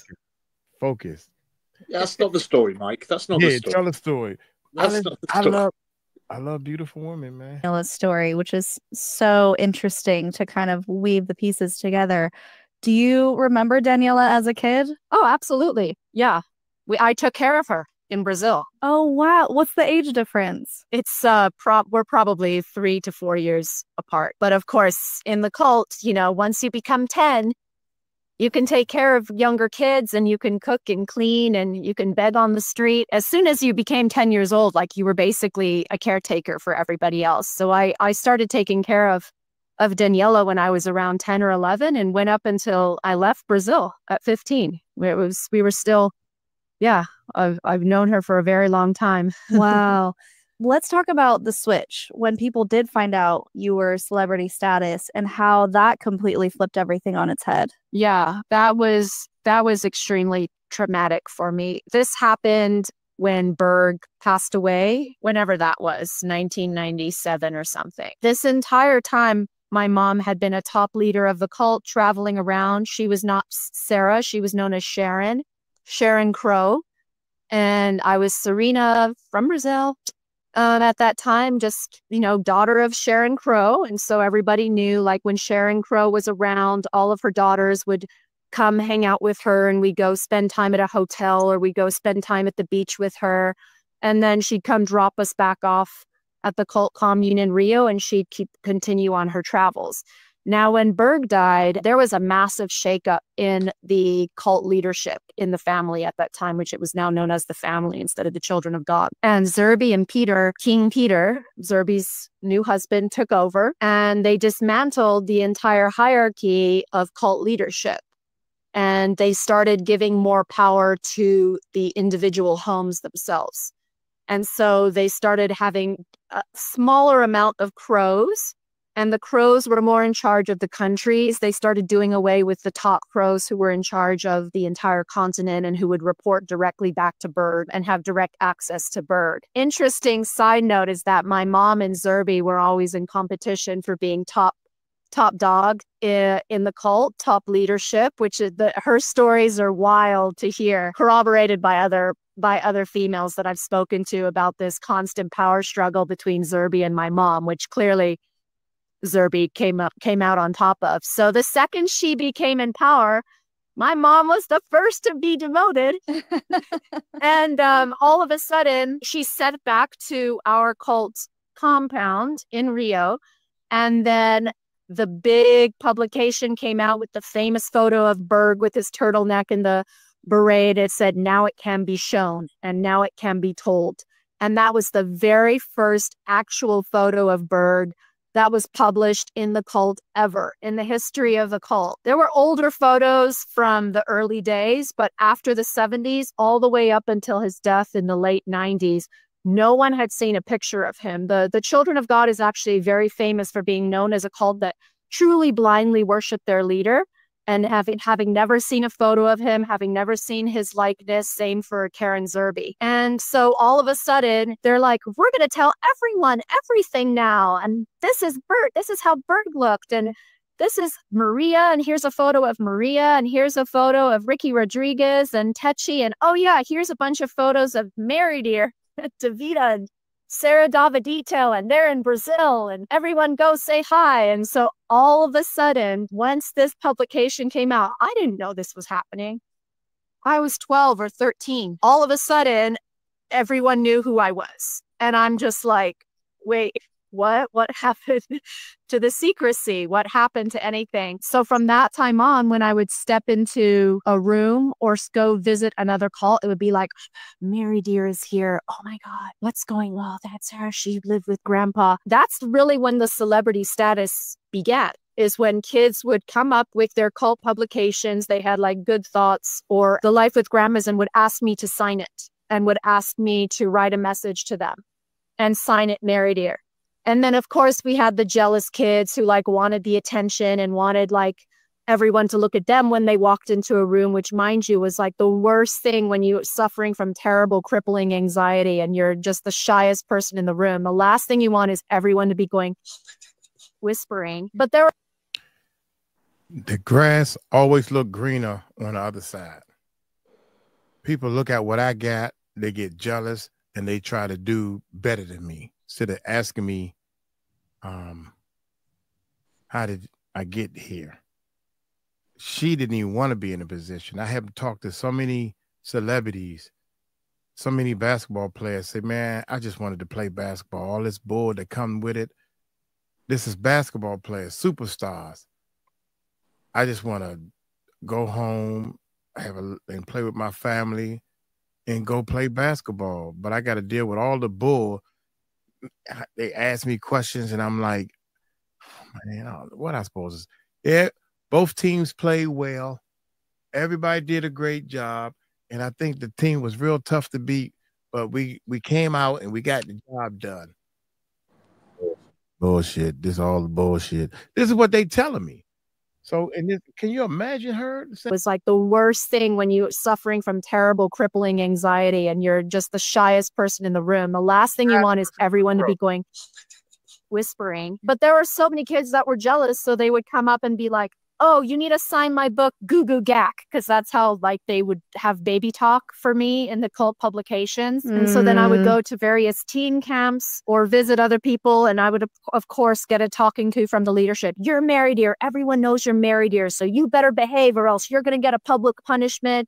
You know, you're representing grandpa, you're representing mama, you're representing Jesus. Like, if you don't behave, it's going to be your fault. So there was a lot of fear with that as well. And so I tried to come in like being a good girl, but I'm getting into teenage years now. I'm beginning to question. I'm beginning to rebel. I've seen the differences of like the mansions my mom lived in compared to like the absolute poverty everybody else was in, or the fact that I would go to my mom's house and visit, and she'd have a personal assistant cooking her whatever she wanted, and she'd eat her dinner by the private waterfall in their property, and then she'd drop us off back at the house and we'd go begging on the streets. So I was already understanding that there's some differences that were not matching up for me. So I was already getting a little bit vocal. The kids that would come up to me and ask for stories like, can you tell, I didn't know what to say. Can you tell me like, what was grandpa like, or what's Techi like, or what's a story that you can tell? And I would have no idea what to say because I was still unsure of like how far I could go as far as the information for my life. And still a lot of people, when I would go into various communes or when I was at various teen camps, they would bring a lot of teens together for this 1 week of just like crazy brainwashing programming, 4-hour word sessions, prayer and prophecy times, Bible memorization, of brainwashing, summer camps. And from there, the adults would be like, this is Mary, dear, you know, and I was kind of paraded around as this celebrity, and I'd have to be like, yes, here I am, praise the Lord. And a lot of kids really hated that. So I ended up getting really bullied as a kid in Brazil and in Mexico. Kids would start pulling chairs out from under me when I would come sit down. And I was getting very tall and thin at that time. I'm quite tall as a female. I'm 5'10". So I was already getting a little lanky, a little awkward, and they pull out chairs like, ha, ha, ha, you fell, like there's a big gap in the room. And kids would write on the back of my shirt, like, roses are red, violets are black. Why is your chest as flat as your back? Or they'd be like, Mary, dear, you were an ugly baby. You know, like, I started getting extremely bullied, and I didn't really. Wait a minute, y'all. Wait a minute. I never heard that one before. Roses are red, violets are blue. Who died? What happened? Who? What? Roses are red, violets are black. Why is your chest as flat as your back? Already getting a little lanky, a little awkward, and they pull out chairs like, ha, ha, ha, you fell, like there's a big gap in the room. And kids would write on the back of my shirt, like, roses are red, violets are black. Why is your chest as flat as your back? Or they'd be like, Mary, dear. Oh my God. Kids are so evil. But that's what we do. That's how, see, God got this whole plan for us, and we don't understand it. And we trying to fix what God put in place for us. That's what the problem is. Got scientists going up there trying to change the weather and block the sun and everything. Let God handle what he need to do. Good God, Mother Nature, God and Mother Nature, I swear that I think they dating each other. They date each other. So kids are put on this earth to fondle each other. Hee ha ha, any meeny miny mo. You know, you nan boo boo, all this stuff to make kids make other kids tougher. But adults get in the way. All the stuff people have said to me, man. Nobody wanted to talk to me. I was oh my good. Then I remember what it feels like to be taunted in school. How you like me now? These big bullies in school that taunted me. How you like me now? They, for some reason, are coming to me asking me for, some of them owe me money. Wait a minute. You bullied me. You bullied me and you owe me money. How do you feel about that? Dirk, how do you feel about that, Dirk? Yeah, I'm saying your name. You bullied me in school. And then you came and asked me for a loan, Derek. Yeah, that's right. How does that, I wonder how that feel. Pay me back my $150. Yeah. I don't need it. If you do, I'm going to donate it to my fountain. I'll give away more money than you actually make, Dirk. Yeah. Sometimes you know what I'm saying? But I ain't doing this for you, to put you under. Mike, can I just point out that his name? And I don't want to finish. I gotta finish. I ain't finished. Pac-Man. Yeah. You want me to talk about you, Pac-Man? Pac-Man. Gobble, gobble. I'm doing a Ali Carter. Nah, go ahead, Murph. Go ahead. What you talking about? No, I was just pointing out that his name's Dirk. Shorty Doug. Yeah, I don't want to talk about Doug, Dirk too much. Dirk big, boy. He come over here and be like, mother. Yeah, he big, but I got guns, Dirk. Just pay me back money. You can't don't beat me up because you mad I'm telling the truth. Don't beat me up because of that. We old now, cuz. You probably, you know what? You've been drinking so much alcohol and liquor. I don't even know if you can swing no more. But I ain't trying to find out. Just pay me my money back. Anyway, I don't know how we got there, man. But kids are mean, man. In elementary school, junior high school. But that's what makes you a tougher person. That's what gets you prepared for life. These parents trying to teach your kid at home and everything. I understand why, but it's a real life. It's a world out there. And once you leave college, if that's what you want to start at, you want to start right there in college. Once you leave college, you're in the real world and they're going to shit on you, boy. They're going to shit on you. And ain't no gloves on now. The mommy ain't going to be able to help you. Mom, why in the world I'm broke? You snitched on everybody in school. You felt like there's a big gap in the room, and kids would write on the back of my shirt, like, roses are red, violets are black. Why is your chest as flat as your back? Or they'd be like, Mary dear, you were an ugly baby. You know, like, I started getting extremely bullied, and I didn't really understand why. Obviously, there's a whole thing to unpack of child bullying and trauma and everything from that. But I do believe that if you in school bullying, I'm not saying that this stuff is okay. God has put in place just enough bullying that can happen to get away with. But if a bully get caught and they get beat down, I'm all for that. Because you a dumb bully. You bullying too hard. You too loose with it. But somebody whispering in somebody else's ear and all this stuff, that's okay. I mean, it gotta happen, but when you turn your back and let a bully do his thing, you wrong. You pull out your cell phone only, like the little girl getting beat up in the gym locker room. She tried to bully. Then this is what I love. I love this. Did y'all see that video? That little girl. I should do a reaction on that. She was in the gym and she was bullying. She was bullying that little girl, and that little girl sitting there like. My mama said, you know, I don't care what you say, as long as you don't touch me. And that girl said, and touched her, and that little girl beat the living mess out of the bully. She beat the living mess out of the bully, not once, not twice, not 3 times, not 4 times. The bully was so embarrassed, she didn't even know how to get herself out of it. Y'all know what I'm talking about? Y'all know that video? No, never seen that video. Good, but I good. know, I'm gonna pull it up. How that is. I'm gonna pull it up. That little girl and her friends was like, "Oh no, I forgot her name. You got to get her because she hit you in your face." And that little girl, you can clearly tell that little girl was she was raised with some brothers.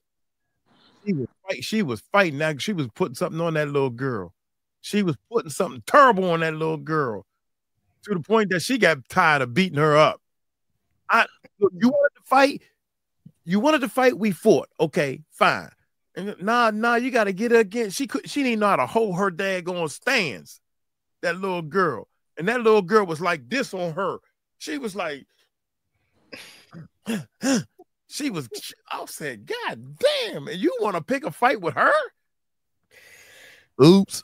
Anyway, get back to the video. Here we go. But it came with massive challenges, being able to finally not lie, but then also having to reconcile who exactly I was. Was I married here? Was I Serena? How do I merge the two lives together? How am I able to talk about my life without lying? Because I had been lying for so long and it was so deeply programmed and ingrained in me. So it took a long, long time. Decades, I have to actually admit, for me to actually not lie about my life. And that came way later on during my healing journey because I never once told anyone that I grew up in a cult until I was in my 30s. Yeah. So the lying continued up into adulthood. That's just how I was raised and what I was most comfortable with. Well, I don't think anyone could blame you for that. I mean, I don't like telling people I'm from Utah because I don't want to talk about Mormonism, but holy cow, there's a lot to unpack with your childhood, you know, because it just leads to another question, and now you're, you know, talking to potentially strangers about your traumas, and it's like, wait, why? How did we get here? I don't want to divulge this to you. You know, I don't even know who you are. So I totally understand that. Something you had mentioned in another interview is how you became a tomboy because you didn't want to be seen as feminine. You didn't want to attract attention. At this point in your life, when you're 13, 14, had they, because the leadership had changed, had they implemented their rules of only teens can have sex with teens, or were adults still permitted to go with children? On the outside, yes, they had made these rules that only teens could have sex with teens. When Berg died, and I was about 12, 13 years old, they started creating the official rules, like when you're 16, you can start having sex. And when you're 16, you can only have sex with 16 to 18 years old. And you weren't allowed to have sex before you were 16. And you had to read the law of love before you turned 16, because they were pushing at that time how to involve Jesus in your lovemaking and your sex, which was a whole other fucked up thing. Like, oh my God, before you turn 16, I just have to give this side note because it's just most bizarre. It's a 3-volume.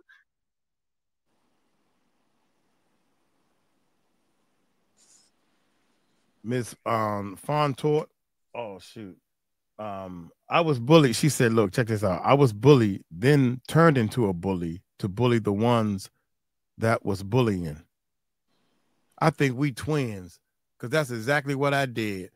When I was bullied and hurt and I would think I was in like elementary school or preschool, and I started boxing. I started boxing and fighting, and I was pretty good at it. I didn't want to get hit. So my father taught me how to fight. My father was a good boxer, and I took karate for 2 days, y'all. Took karate for 2 days. I was mad at my brother. I'm still mad at you. Rest in peace, bro. I'm still mad at you because I wanted to take karate. I wanted to be the baddest person. I wanted to be the newest Mike Tyson when I was a kid, way before Mike Tyson. But what happened was, what had happened was, I wanted to be able to fight and beat any and everybody in the school. Why? Well, you know what my why was? So I can help others. So if you was being bullied, and that's what happened. So when I got into high school, especially high school, junior high school and high school, if you was being bullied and you was being, because I remembered how it felt. So I would tell the people, yo, man, just let me know if you don't want this fight to go down, because he looks scared. You can tell when somebody's scared, and everybody else gathering around. Ooh, it's about to be a fight. Everybody gathering around. And I said, look here, man. Just let me know something. Give me a wink. I don't know, scratch your head or something. If you don't want this fight to go down, just let me know. And the whole crowd, I said, that's it. Won't be no fight. Come on, make me let them fight. I want to see a fight. If you want to see a fight, this was my favorite saying. If you want to see a fight, then you fight me. Let them video it, but it wasn't videos back then. But if you want to see a fight, fight me. And nobody said anything. The whole school. GN, that they call cult publications good news, called The Law of Love, all about how to include Jesus in every lovemaking session that you had. How? When you were, for example, about to orgasm, you would say, oh, Jesus, Jesus, please, Jesus, like, fuck me with your seed, Lord. You know, I'm sorry, what? Yes. That, I can't even tell you the rest because it's very graphic. Wow. Yes.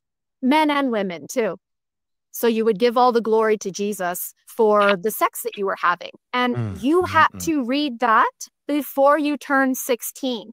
So when I was 15, I had to spend literally 3 weeks reading these fucking GNs with an adult woman, which was Dora. They would give you paragraphs, literal paragraphs of phrases that you needed to say to Jesus as you were having sex. Fuck me with your seed. Come in my mouth, Lord. Fill me up with your seed. I want your seed. My body's quivering for you. I'm 15. What? This was the new rule. Yikes. It was forced reading before we were allowed to have sex. Now, mind you, this was the outside thing. Like, kids can only have sex when they turn 16. This was not happening in the cult. We were having sex way before. Many kids starting when they were 10 and 11, especially in leadership homes. That was another thing. The rules of the cult never applied to leadership homes. Never. The leadership homes could listen to system music. They could watch videos that were not recommended by the cult. They could drink more alcohol than was allowed. They could have sex with teenagers if they wanted to. I mean, when I lived in Mexico when I was 15, there were 16 and 17 and 18-year-old girls having sex with 40 and 50-year-old men all the time.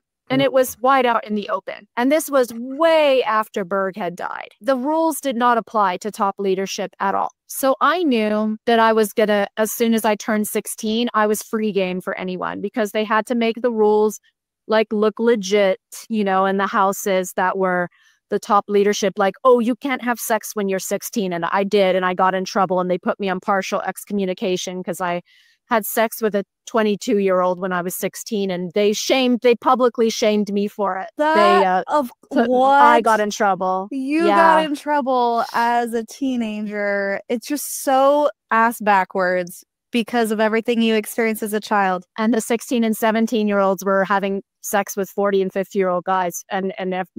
Nope, that was fine because they could have sex with the adults and I couldn't yet. So I got in trouble for breaking the rules. So on the outside, they had all these new rules and you had to read the law of love. And I knew, because at this time when I was turning 16, I knew I was going to be fair game. Like, I was not going to be having sex with 18-year-olds. Also, there were no 18-year-olds in the house. I was fully separated, a child of leadership. There was literally nobody else my age in the house. The next one up were the 22 and 23-year-olds and then adults. So I knew my time was coming. And I knew specifically because King Peter, Mama Maria's new husband, had visited our special cult leadership compound. And they would always have dance nights. Dance nights were the absolute worst because that's when all the adults would have their opportunity to grope all the children they hadn't yet had sex with or molested recently. And they'd always try to fondle you and touch your boobs and dance. And I remember dancing with King Peter, and he was doing all of that. And he said in my ear, "You're going to be 16 soon, Serena. You're going to be a woman. You're going to be so beautiful and tall. And I'm looking forward to seeing you again when you're 16. And I was just like, no. It's a no for me. It's not going to happen. So immediately I asked my mom, because the good thing about this new charter, which was the book with the new rules of like sex only when you're 16, and then when you turn 18, then you can have sex with whoever you want, was that we also had autonomy to ask our parents to leave the cult compound we were in and go to another one. And we only need one parent's permission if we were 16. So I told my mom, I said, well, we're now in Mexico. We had already left Brazil. And I said, I really want to learn Spanish because I've been here a year and I don't speak Spanish because I'm locked in this cult compound. And I said, can I go to another house and can I witness for Jesus and have some opportunity to learn Spanish? And she surprisingly said yes, probably because I was such a problem child and had embarrassed her with my public humiliation, my sexcapade with the 22-year-old. And so she let me leave. And that was my ticket out to avoid the impending sexual relationships that I knew were coming with the adult men. So I was able to leave Ensenada, which was where we were living at the time, and I went to Morelia, where the leadership of Mexico were living, and they put me in the leadership home there. And I was able from there for the first time in years to just be by myself and have my own friends, be exposed to Mexican culture and be exposed to other children in the cult in Mexico, which was a first for me. So that's kind of how I started my plan to escape. Yes, this is the perfect point to pause, because then we can pick up on the next episode with how you actually escaped and how you acclimated into the outside world. Holy cow, Serena, what a wild ride you just took me on. Just roller coaster so much. Thank you for sharing and being so open and vulnerable. I know it's a lot, and I'm going to take a few deep breaths after this and maybe go get a massage or something. I hope you have some self-care planned after we record part 2. I absolutely do. For any of these interviews, the self-care is already way planned out. Good. Wow. Okay, so let's close out this episode with a Linda Listen moment, the sassy statement as a viral video with the toddler goes, or something inspirational. Totally up to you, your choice. Oh, Linda Listen. When a child questions you, don't say, because I said so, and shut down their questions. Allow them to. No, I disagree with that. It all depends. If you broke it all the way down to them, and it's like they're a kid, man. They don't understand. Why can't I go to this? Why can't I go to the party? There's all kinds of negative stuff. Is at a bar. You feel it because I said so. That's why I'm the father. Right now, I ain't got time to explain all this stuff. I got work to do. Got other kids to do. It all depends, man. It all depends. You know when to put your foot down. You know when to break everything down to a person. Listen, when a child questions you, don't say, because I said so. That's bullshit. That is bullshit. If a child questions you, you got a little kid, mommy, why I can't go? You know what? I got a girlfriend. Her son wanted to go outside in his new shorts, his basketball shorts. He's looking at basketball, and he got shorts for Christmas. It's cold as hell Christmas. And he want to wear his shorts outside to the basketball court. And the mother's telling you that it's too cold outside. It's cold as hell outside. And you know what she did? Well, why I can't wear them? They mine. You bought them for me. This is when you wrong at people. Okay, take your ass outside with them. And she closed the door and locked it. He got out there for 2 minutes, not even 2 minutes. Colder than a mother. With them basketball shorts on, you need a jacket on and long pants. You got on a tank shirt, basketball outfit with your basketball because you want to be a basketball man. You can barely play. And she let him stay out there for a good 10, 15 minutes in that cold. You going to listen to mommy, ain't you? Don't question me. Mommy knows best. Oh, and shut down their questions. Allow them to be curious and allow them to question you, because it also questions your own beliefs. And when you have to explain your own beliefs to someone else and they don't make sense, the problem might be you, not the child. Oh, I love that so much. Yeah, I love it. I love it. That was part of my deconstruction when I had in a lot of cases she can be actually right. Tell people what Mormonism was. I was like, this sounds interesting. Yeah.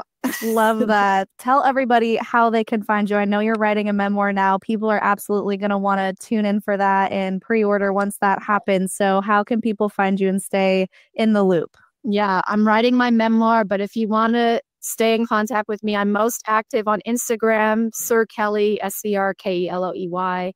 Also on TikTok, and I'm writing Substacks under Serena Kelly. And I write all kinds of crazy shit about my childhood. Whatever comes up, I'm just writing on my Substack. I've got some behind a paywall, but if you want to read some juicy details about my past life and present, it's on Substack. All right. Awesome. All those links will be in the description, guys. And do you have any final thoughts before we wrap this one up? Oh, people are shocked with my story, but it's my story and I didn't live anything else. To me, it's absolutely normal.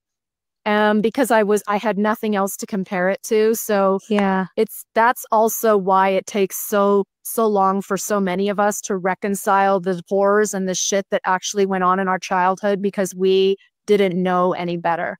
Yeah. And so sometimes people comment and say, well, you seem so normal. You seem okay. And it's like, yeah, on the outside, sure. But on the inside, there's all kinds of stuff going on. I'm figuring out stuff to this day where I listen to a song in the radio and I'm like, wait, that was a song that we had in the cult where they had just ripped off the entire melody and created some song about Jesus. Mm-hmm. But yeah, it's our story and this is the path that we were chosen to live. And you have the responsibility as to whether you want to deal with it or not, or if you want to lock it up and keep it behind you. And it's absolutely your choice. But yeah, you just never know. You absolutely never know what life someone has lived walking down the street. And my life has given me so much empathy, so much more understanding, and so much more grace. And I love the quote that says, what doesn't kill you makes you stronger, but it's really what doesn't kill you makes you kinder. Yeah, I love that. Kinder for others. Okay. Understanding for others, everything. Yes. And I'm really looking forward to hearing about your deconstruction process and when you finally felt safe enough to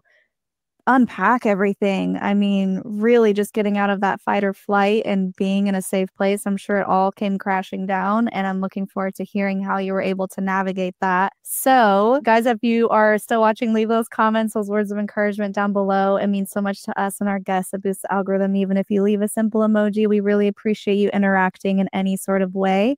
If you want to support the podcast, again, interacting is the best way, but we do have a Patreon at patreon.com/cults to consciousness. And we have some merch at 𝗗𝗢𝗡𝗏.com under the merch tab. We are going to Mexico. Oh my gosh, Serena, you should meet us. We're going to, because you're in Mexico. Well, we're going to the Oaxacan coast. Oh my gosh, I would love it if you would join us. Oh, Oaxaca is amazing. Oh my God, I love Oaxaca. Oh, awesome. I haven't been. So we're going to the coast and we're going to do some snorkeling and beachy stuff and the coffee farm tours and waterfall swimming and all that fun stuff. We are now going in October of 2025, right at the end. So it'll be fun and festive around Dia de los Muertos. And yeah, it's going to be great. So we'll put that link. Well, the link is coming because we're about to officially relaunch the new date. So keep checking the description for that, or you'll find it in our Instagram too. Thank you guys so much for being here. Thank you for sharing, Serena. Guys, if you like this video, I'll link 2 more down here below. We'll make sure to put Serena's part 2 in the description as well when that's out. And we have some other amazing Children of God episodes. And until next time, follow your highest excitement, be conscious, and be well. Hey, that was so cute. That was so cool, man. Here's what one of the problems is, I think. I'm gonna let y'all talk if y'all want to say something, but I think parenting, I think people are trying to learn the right way, and you can't learn because each kid, each person is different. Each situation is different. You can't parent somebody if you are rich and you go to Harvard and you go to these top of the line Catholic schools or whatever the hell, and then you try to use the same thing, the same rules to parent.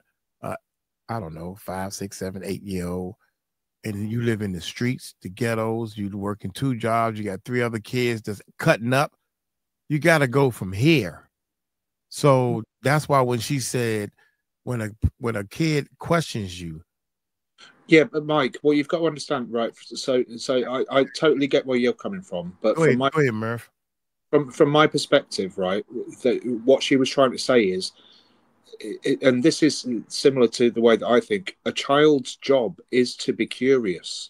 Yes, it's to question things. Right.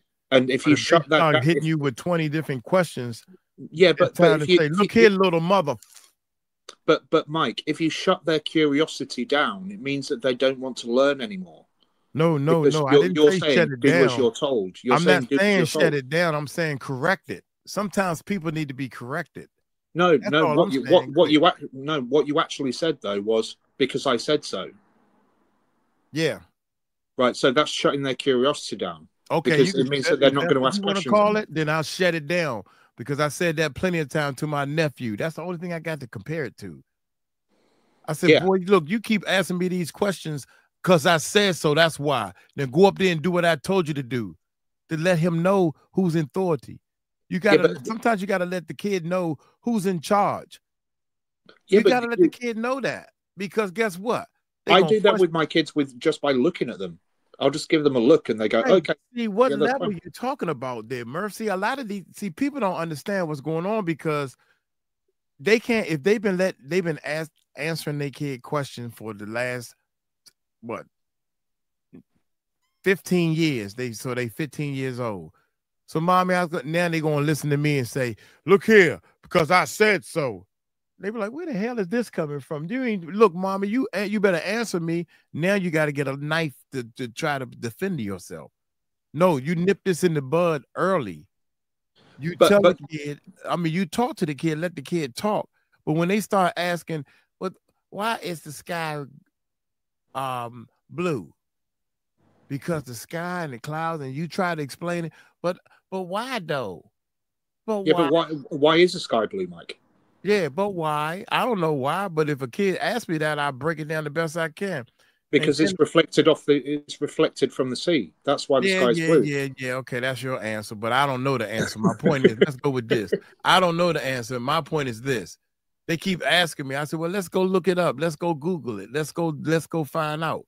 Yeah, and that's me and you together find out, because I don't know.